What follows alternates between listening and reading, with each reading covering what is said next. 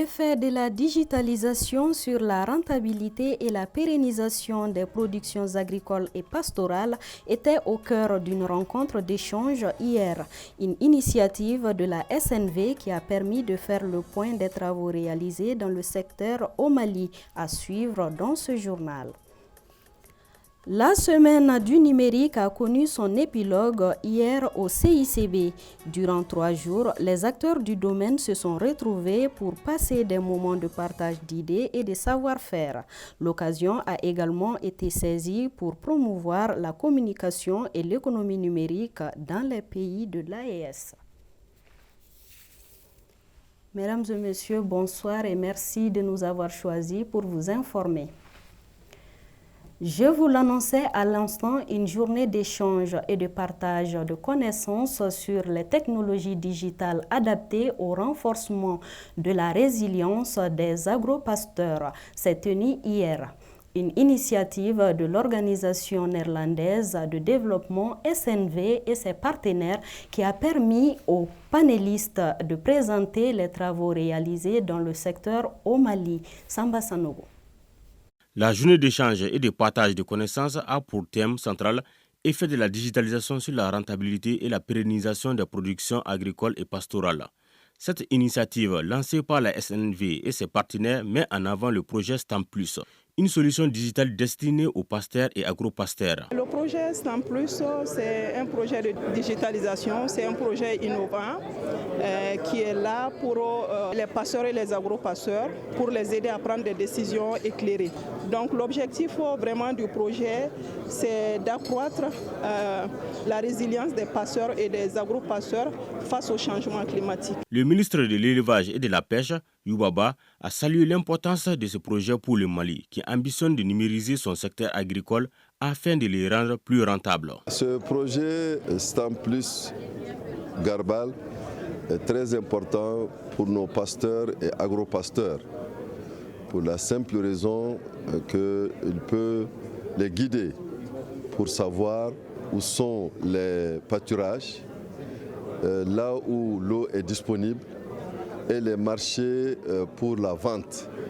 Donc c'est vraiment un projet très important qui était d'abord au nord et nous avons demandé à ce qu'ils viennent au sud et nous souhaitons vivement qu'il puisse s'étendre à tout le pays. Ça fait plus de 4 ans que nous utilisons le service Garbal. Il suffit qu'on compose le numéro du service client pour connaître l'état du marché. Et grâce à ça, on a fait moins de dépenses. Le projet couvre les régions de Kidal, Gao, Tombouctou, Menaka, Mopti pour le nord et le centre du pays, ainsi que les cercles de Kadiolo, Yorosso, Bla, Kouchala, San et Tominian pour la zone sud. Le projet STAM+ prendra fin en décembre 2024. Les rideaux sont tombés hier sur la semaine du numérique au CICB. Cette dernière journée de la semaine du numérique a été non seulement un moment de partage d'idées, de savoir et de savoir-faire, mais aussi de contribution à la promotion de la communication et de l'économie numérique dans les 3 pays de l'AES. Avec la digitalisation, des mesures ont été prises pour assainir le secteur des médias et lutter contre la désinformation. Mariam Sissoko pour plus de détails. Les rideaux sont tombés sur la 2e édition de la Semaine du numérique. Cette Semaine du numérique a permis de renforcer davantage le secteur, mais aussi surtout à contribuer à la promotion de la communication à travers le numérique au Mali et dans les pays de l'AES. Une tribune qui a servi de cadre aux acteurs de faire un diagnostic sans complaisance du phénomène de la désinformation, surtout sur les réseaux sociaux. C'est vraiment de dire aujourd'hui à la jeunesse, au lieu de passer du temps sur les réseaux sociaux à produire des contenus négatifs, de produire des contenus positifs qui peuvent créer de la valeur, de s'axer vraiment sur des contenus éducatifs.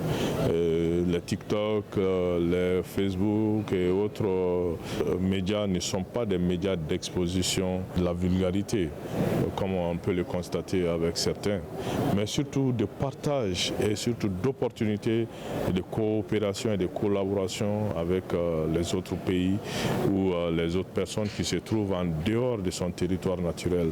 C'est de cela qu'il s'agit aujourd'hui, pouvoir toucher ceux qui sont à des milliers de kilomètres de soi. Donc créer cet échange-là de culture, de valeurs et de biens. C'est cela. Je pense que cette semaine du numérique a porté en tout cas tous ses fruits parce que les attentes qui étaient faites autour de cette semaine du numérique, je pense qu'elles sont atteintes parce que ça a permis en tout cas des échanges constructifs autour de nos objectifs communs, à savoir en tout cas la souveraineté numérique de nos pays et aussi la lutte contre la crise sécuritaire que nos pays traversent à travers le numérique.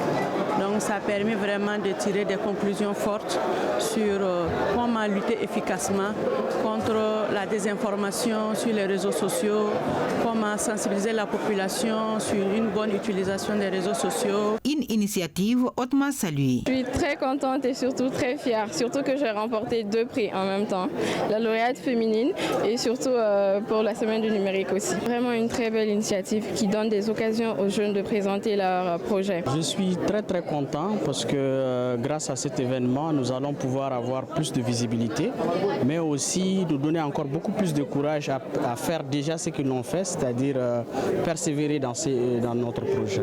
Avec la digitalisation de l'information, des mesures ont été prises pour assainir le secteur du numérique. C'est un combat de longue haleine et les acteurs décident de faire front commun avec les pays de l'AES pour mettre hors d'état de nuire les hackers qui sèment la psychose dans le secteur. L'assainissement d'un secteur passe nécessairement par des textes réglementaires et législatifs.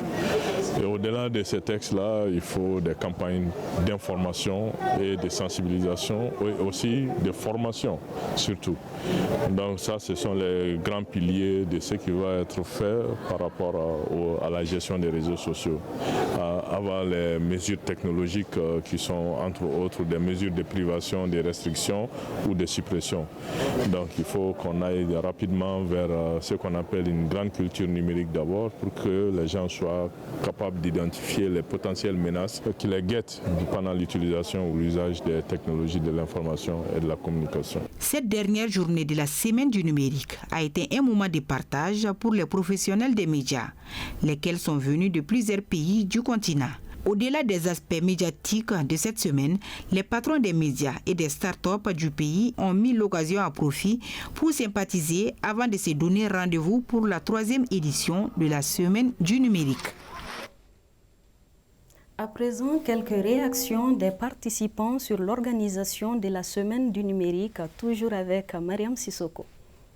Franchement, cette initiative est très positive.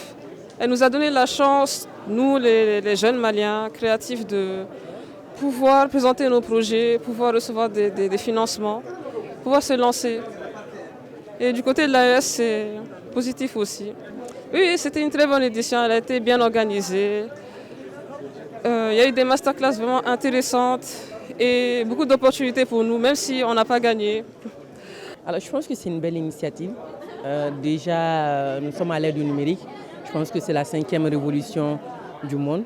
Et vu son avancée fulgurante, elle est salutaire. Il fallait vraiment qu'un tel événement soit au Mali, qu'on voit les avancées de la technologie, qu'on sache à quel point le Mali aussi est avancé en termes de numérique et tout. Donc c'est salutaire, nous saluons les organisateurs pour cette belle initiative. Alors il faut dire que c'est une très belle initiative, comme on l'a dit, on l'a redit. Le numérique est un puissant levier qui permet, on va dire, d'entraîner tous les autres secteurs d'activité. Donc nous pensons que ce genre d'initiatives, ce sont vraiment des cadres de réflexion sur les initiatives déjà réalisées dans certains pays et ensuite qui permettent de mutualiser un certain nombre d'efforts et d'expériences déjà acquises ailleurs. Parlons à présent du data center, également appelé centre de données.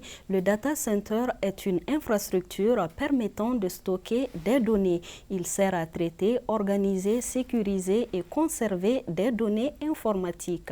Dans la dynamique de l'innovation de son service, la Société malienne de transmission et de diffusion SMTD travaille d'arrache-pied pour l'installation d'un nouveau data center d'une grande capacité. Cette nouvelle infrastructure va-t-elle contribuer à la souveraineté numérique du Mali? Élément de réponse dans ce reportage signé Cheikh Oumar Kamara.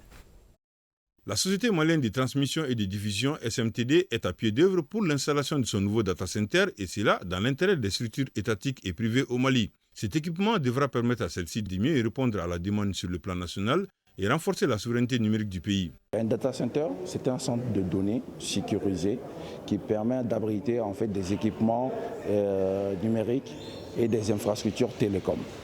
Donc c'est un centre de données, c'est-à-dire où toutes les conditions sont remplies pour pouvoir accueillir des systèmes d'information et des équipements numériques. L'établissement d'un autre data center comme celui prévu par la SMTD pourrait effectivement apporter beaucoup à la souveraineté numérique du pays. Cela signifie que notre pays disposera de ses propres infrastructures pour stocker et gérer ses données, réduisant ainsi la dépendance vis-à-vis des services étrangers et améliorant la sécurité et la confidentialité des informations sensibles. Aujourd'hui, on parle des data centers qui ont des pétas de données. Donc nous, aujourd'hui, le premier data center, on a autour de 150 Tera de données utiles. Donc le nouveau data center sera dans les pétas. Ça va changer, c'est qu'aujourd'hui, avec ce data center, on pourra accueillir toute l'administration, les services publics, les services privés, ceux qui veulent héberger leurs données, et ça permettra au Mali de concrétiser la souveraineté numérique dont on parle. Donc aujourd'hui, en fait, avec la vision de nos dirigeants, de mettre l'accent sur la souveraineté de données, ce data center est une aubaine pour qu'on puisse concrétiser en fait cette vision. Cette nouvelle infrastructure qui sera bientôt installée prouve à suffisance que la SMTD ne cache pas ses ambitions de donner au Mali sa souveraineté numérique à travers des data centers de dernière génération. La société participe à la Semaine du numérique dans le but de mieux faire connaître ses ambitions et services et contribuer à l'innovation du numérique au Mali. Nous nous intéressons ce soir à deux jeunes dames qui excellent dans le domaine des TIC. Il s'agit de Mariam Traoré et de Hausa Kanté. Elles font partie des 30 start-upers en compétition lors de la deuxième édition de la Semaine du numérique. Notre reporter Dala Traoré est allé à leur rencontre.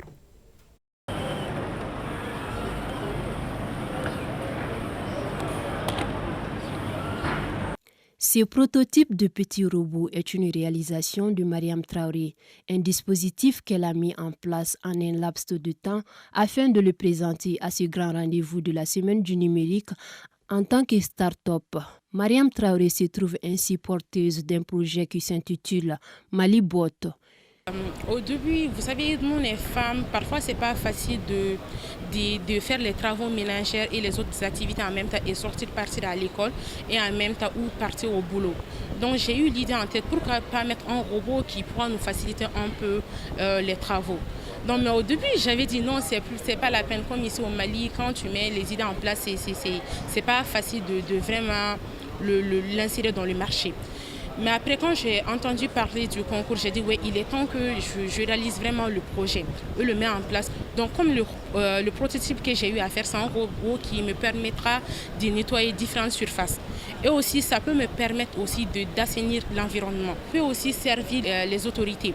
Ici, on sait tout, le robot, on peut le transformer en un système de robot d'espionnage qui pourra vraiment être utile pour l'armée. Donc, ce n'était pas facile au début, mais avec ce temps-là, j'ai pu vraiment réaliser le prototype avec le peu que j'avais. Et peut-être avec des financements, je peux vraiment réaliser ce projet à un produit fini. Parce que là, c'est juste un prototype. Une autre jeune fille qui évolue dans le domaine des TIC, il s'agit de Hausa Kanté. Elle est la coordinatrice d'un projet digital basé sur le plan sanitaire. L'application Mon Docteur est une application de téléconsultation, autrement de télémédecine, qui facilite l'accès aux soins médicaux à tous les Maliens, sans exception, même aux personnes dans les zones les plus reculées où les établissements de santé et les infrastructures sanitaires sont insuffisantes. Alors cette solution va te permettre, toi en tant que patient, de te connecter directement avec ton médecin en appel vidéo afin de te faire consulter. Recevoir ton ordonnance en ligne également te permettre de constituer ton dossier médical en ligne. Tout se fera en ligne. Au sortir de cette semaine numérique, Mariam Traoré entend obtenir des financements pour finaliser son prototype. Quant à Hausa Kanté, elle ambitionne d'opérationnaliser son projet dans les tout prochains jours. Pour cette édition 2024 de la Semaine du numérique, les organisateurs n'ont pas oublié la gente féminine, puisqu'un prix spécial a été dédié aux femmes. Il s'agit du prix de la meilleure start-upeuse. Vous pourrez suivre ce soir à 21h45 votre émission Expression plurielle, un numéro spécial littérature qui parle de la problématique de la lecture au Mali. Ainsi prend fin ce journal. Merci à vous de l'avoir suivi. À demain, plaise à Dieu.